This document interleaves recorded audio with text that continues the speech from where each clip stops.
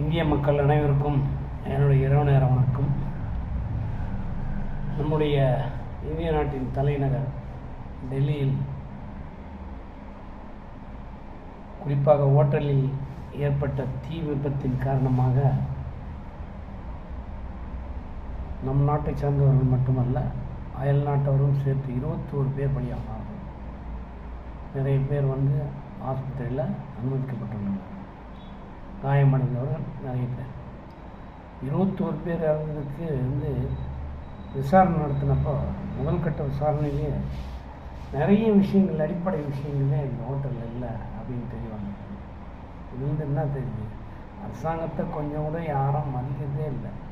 என்ன கண்டிஷன் போடுறாங்க, இல்லை என்னென்ன நாம்ஸ் இருக்கணும் அதில் அப்படின்னு சொல்கிறாங்க.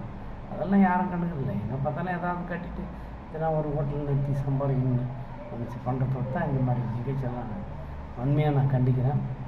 அந்த இறந்த 21 பேருனுடைய ஆன்மாக்கள் சாந்தி அடையிறதுக்காக எல்லாம் வல்ல இயற்கையை நான் வணங்குறேன். அவ்வளோதான் சொல்ல முடியும். அதனால் சொல்ல வரேன். ஜார்ஜ் யூடியூபர் திரும்பி சொல்கிறேன், இனிமேல் வரப்போகிற காலம் இல்லாத ஹோட்டல் கட்டுறவங்க எல்லா அரசாங்கம் என்னென்ன விதிமுறைகள் சொல்லுங்களோ அது பிரகாரம் நடந்து கட்டி முடித்து உங்களுடைய பணிகளை தொடங்குங்க, உங்களுடைய பிஸ்னஸ்.